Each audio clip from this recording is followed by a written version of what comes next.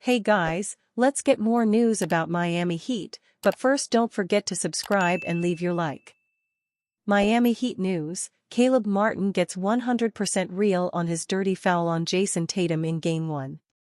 Miami Heat forward Caleb Martin caught the ire of Boston Celtics supporters when he collided with Jason Tatum, who was in the air trying to get a rebound and fell hard on his back late in Game 1 of their first-round series on Sunday. Fortunately for the Boston Celtics, Tatum shrugged off the scary fall and finished the game, but many labeled Martin's actions as dirty, so the Nevada product felt the need to defend himself during a recent interview. "I mean, anybody who knows me, I don't feel the need to try to take out guys in order to beat somebody," Caleb Martin said in a media scrum via Bobby Manning on X, formerly known as Twitter. "The first thing I did was turn around and check if he was okay.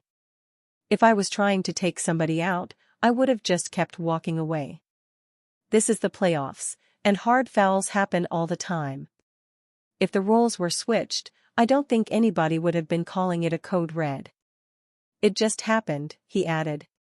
The NBA decided against sanctioning Caleb Martin for his hard foul on Jason Tatum, but there could be more tense moments like this moving forward, especially since the Miami Heat are known for their physical brand of basketball. The Boston Celtics reminded everyone why they're the best team in the NBA, as they blew out the Miami Heat with a score of 114-94 in Game 1, although it's worth noting that Miami was without Jimmy Butler. Jason Tatum recorded his first-ever playoff triple-double with 23 points, 10 rebounds, and 10 assists, while Derek White, Kristaps Porzingis, Jaylen Brown, Sam Hauser, and Al Horford all scored in double digits for Boston. Bam Adebayo had 24 points, 6 rebounds, and 3 assists for the Miami Heat, while DeLon Wright and Jamie Jaquez Jr. recorded 17 and 16 points, respectively. However, Tyler Herro, the player that Miami relies on to step up in place of Jimmy Butler, only had 11 points on 4 of 13 shooting, while Caleb Martin only tallied 4 points in 26 minutes. Jaylen Brown praises Jrue Holiday's leadership after momentary lapse versus Heat. "He was right. It's not very often that Jrue Holiday is animated on the basketball court, and it's even more unusual that the emotion comes at the expense of his teammates." But, in Sunday's win against the Heat, Holiday took a moment to call out his teammates after Jamie Jaquez sailed coast to coast for a layup early in the third quarter. He clapped at the other Celtics players who failed to run back on defense, visibly frustrated. Jaquez's layup capped a 7-0 Miami run that cut a 19-point Celtics lead to 12. It was the second time on Sunday afternoon that Jaquez, who finished the night with 16 points on 8-16 shooting, was able to go full court for a driving layup with little resistance from the Celtics defense. So, very briefly, Holiday urged his teammates to refocus, and they responded.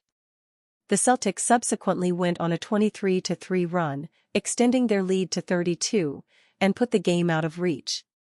His leadership in that particular moment was needed, and we're going to need even more of that for however long we're in this, Mazzulla said at practice on Tuesday.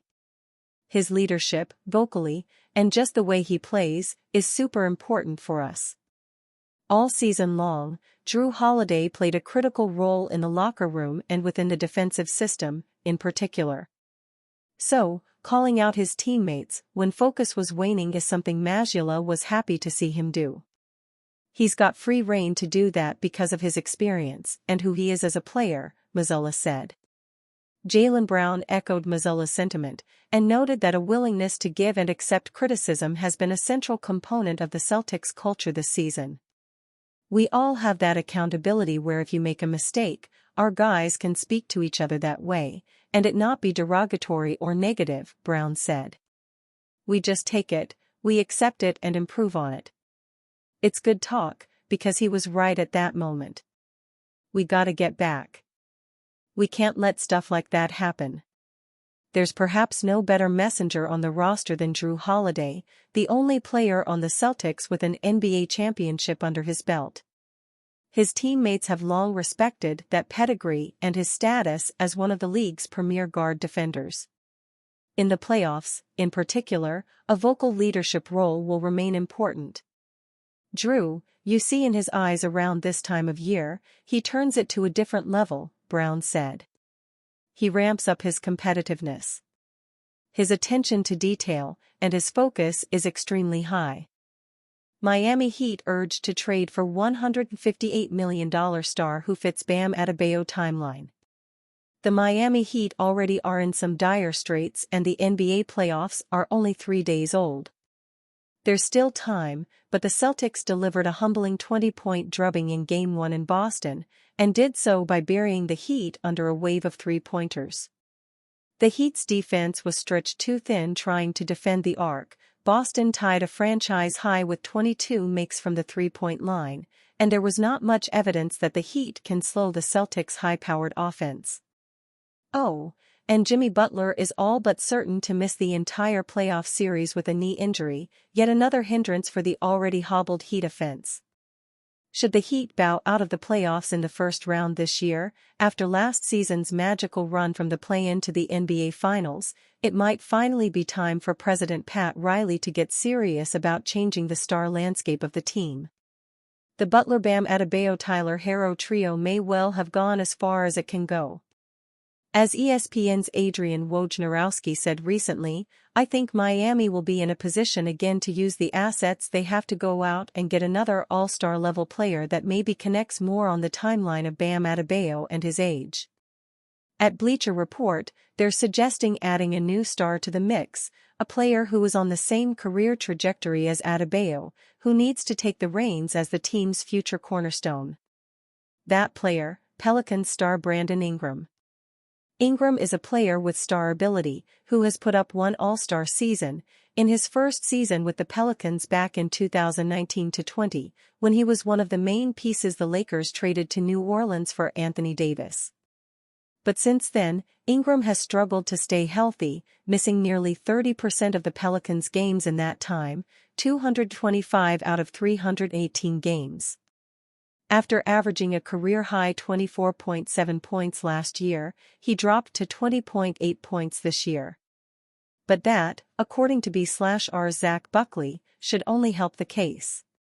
The Miami Heat have limited assets available, and trading for a dented can like Ingram, and hoping he can stay healthy, might be their best course of action. The fact Ingram isn't a top-tier star also likely helps the Heat, who aren't overloaded with trade assets. They should have enough for him, though, especially if there are fans of Tyler Herro in the Pelicans front office. A package of Herro, a young player, Nikola Jovic or Jamie Jaquez Jr., and an unprotected future first-round pick should at least merit a callback, he wrote. It's a lot to shell out for Ingram, if the Miami Heat are not certain he will stay healthy. But if they are willing to take the gamble, Ingram could be the versatile scoring wing the Heat have been looking for. He is not a natural power forward, but with Adebayo manning the inside, Ingram could certainly handle some minutes at the 4. He is 6'8", after all. One issue for the Heat, though, is what they may have to shell out for Ingram in an extension or a new contract. He is signed in 2024-25 for $36 million, the final year of a 5-year, $158 million contract he signed in 2020. While Ingram has been eligible for a 3-year, $147 million extension this year, he and the Pels have had no discussions on a new deal. The Heat might be inclined to wait until 2025 free agency to secure Ingram, should they deal for him. And a deal makes some sense. As Buckley wrote, he's the same age as Adebayo, 26, and he's a skilled enough scorer and secondary playmaker to get Miami's offense, which ranked 21st in efficiency, out of the mud. He could conceivably become available if an early playoff exit propels the Pelicans to rethink the Ingram-Zion Williamson tandem. And you, fan, what do you think of the situation of Brandon Ingram? Leave your opinion in the comments.